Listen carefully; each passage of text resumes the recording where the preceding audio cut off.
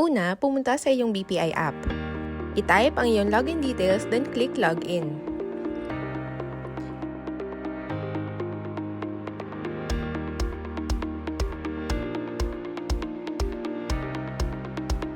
I-click ang icon na may tatlong linya sa upper left portion ng screen. Piliin ang Payments or Load. I-click ang Load e-Wallet.